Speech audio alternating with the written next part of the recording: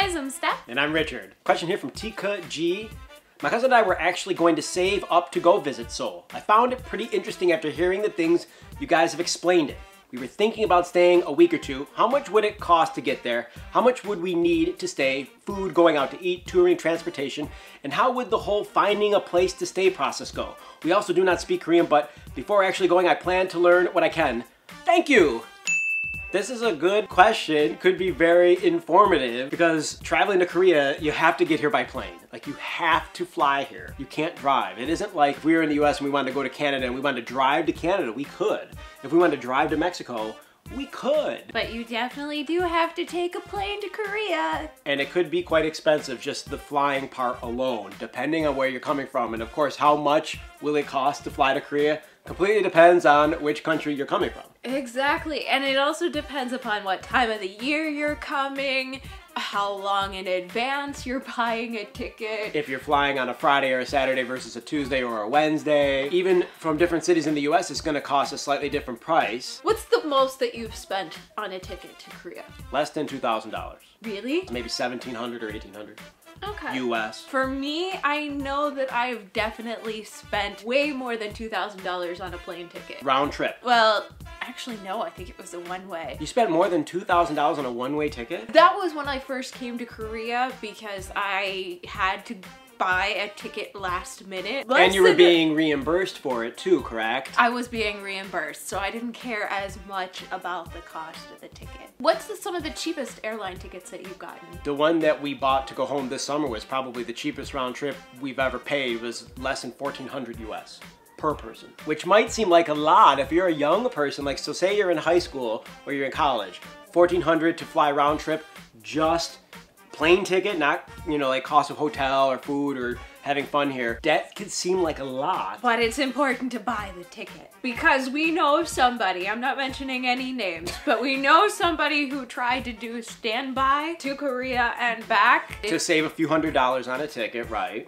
And it ended up being even more expensive in the long run because they couldn't fly standby going from Korea to the US. They were stuck in Korea an extra week unless they made special accommodations costing thousands of dollars more in order to get home 2 days later or something. I'm not exactly sure of the details. Buy your ticket. Reserve a seat, yeah, and pay for the full shot. I think it was cheaper to actually fly to Europe than it was back to the US. What is it to fly to Europe round trip? To fly round trip to Europe, depending on what particular city you're flying into, is going to be less expensive than, say, flying to New York. Several $100s less or several €100 less. Around 1,000 or 1,100 or maybe even less than 1,000 if you're really good at the interwebs and you can find yourself a good price. Well, that's it for the tickets. What about finding a hotel? There's a lot of options for finding hotels online now. For us personally, I love to go and look at hostel websites and find hostels because they tend to be, if you're young enough, they tend to be the best and cheapest option. And at this point, especially in the Hongdae area, so many hostels and guest houses have popped up because so many young people, like possibly some of you who are watching, are interested in coming to visit Korea.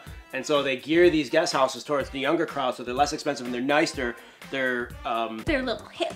They're hip, cool places to go, and they're in the hip, cool section of town. And they're actually only a subway stop from Seoul Station, so they're pretty centrally located. If you can find them online prior, then book that. You could probably get one for about 50 bucks a night, maybe 40 bucks a night, maybe. I don't know, I haven't actually looked into the prices of guest houses. But are they gonna be less than 40 a night? Probably that would be impossible to find. I don't know. Well, I'm tempted to go look it up right now. You wanna look it up? So while she's looking that up, other prices for hotels would be upwards of $100 to $200 in Seoul, definitely. $200 is not unheard of per night if you're staying in one of the nicer places like the Ramada or the Hilton or the Hyatt or some other luxurious or high standard hotel. These places are the places that they want you to stay at, not because they're more expensive and they make more money, but because they're in the nice part of town. So when you come to visit Korea and you stay in the really nice hotel in Gangnam, when you exit the hotel, the whole street is pristine clean. Everything looks almost perfect. Everybody has a nice car. The roads are nice and wide. And the restaurants are some of the best that you can find, and they're a little bit more expensive. But you get the feeling that this place is like a perfect place when you stay in the really nice hotel, because that whole area has been done for tourists. And so anybody who comes to visit and stays in that hotel gets a really nice perception of Korea. Not that the other parts of Korea are not nice, but these are like the most perfect places. For example, we met a woman on a plane once. It was her first visit to Korea. When we asked her, what did you think? She's like, oh, it was so clean. And it didn't dawn on me what she was talking about, because this place is not clean everywhere. No. But it was in this particular area where she stayed, because she stayed in the nice area where the hotel is expensive. And so if you have a lot of money, then you can stay in that area. But if you don't, the guest house would be a better option, not only because you're going to save money, but you're going to get a better feel for what it's like here. I have some prices. If you want to stay in a guest house and you're willing to stay in a dormitory type setting where you got your own bunk bed and you're sharing a room with multiple people, it can be as cheap as like 15,000 won a night. For example, there's one we're looking at right here, Fortune Hongdae Hostel, 15 bucks for a dorm room bed. If you're on a budget and you can afford the airplane ticket, but then you don't have a lot of money after that, that's where you want to stay. That's a pretty good option. When we travel around, we stay in love motels usually because they're fun and they're less expensive and they're everywhere. And we end up usually paying on average about 40 bucks for one night, and that's for both of us, so it's 20 bucks per person. That's reasonable, and it allows us to travel to a bunch of places for not that expensive. And it's generally a really nice place to stay because you got television, you've got internet access, you usually have a nice big tub. It's comfy. It's fun. And the only minor downside is you can't make a reservation to a love motel. You just have to show up, find out if they have rooms available, and they usually do. And it could be a little bit more difficult to actually navigate and negotiate a love motel if you don't have any Korean language skills. I highly recommend sending Richard into the love motel to negotiate, because Richard is great knows at how to do it. negotiating love motels.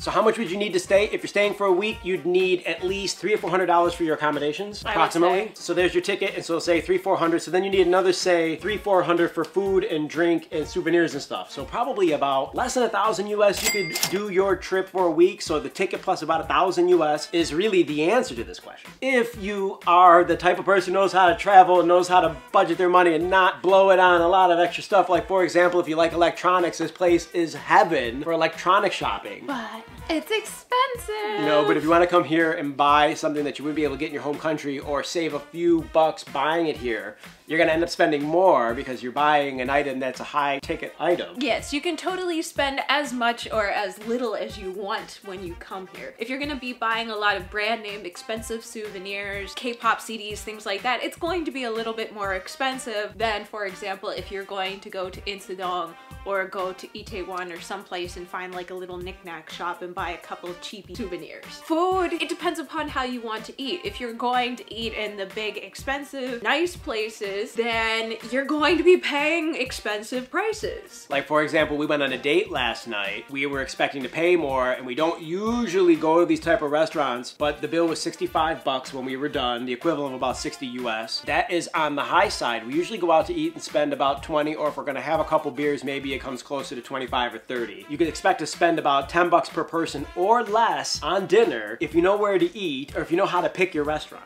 And for lunch, I highly recommend, if you're on a budget, checking out a kimbap shop like Kimbap Changguk or Kimbap Nara. It has the word kimbap on the sign in Korean. But you can go in there and you can get a roll of kimbap, which is kind of like the Korean sandwich, for 2,500?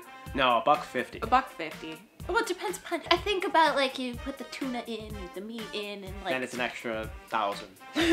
Generally, you can eat there for less than $5 US. Lunch, 5 to 10 bucks. Dinner, 10 to 12, or it can go up way higher if you're picking the restaurants into more pricey areas. Oh, and transportation, not gonna be that expensive unless you're taking taxis everywhere across the city. But why would you do that? You take the subway. Subway's like $1.50 or so. A trip. Go anywhere you want. For 2 weeks, it will cost you less than 20 bucks to get around. Seriously, if you use the subway. Yep. I guess the moral of the story is people travel differently and travel on different budgets. I have a buddy, for example, from Spain, who the family owns a couple of factories and they have a lot of money. When they travel nice. That's because they can afford it. We travel more on a budget, but that allows us to travel more, to see more. We just don't necessarily stay in a really expensive hotel or go to the really expensive restaurant. But we still have amazing experiences. It's not about how much you spend as much as what you get to see, what you get to do, and just the memories and experiences that you have along the way. So that's it for today's Life in Korea. Yeah, thanks for your question and thanks for watching, you guys. If you have a question for us,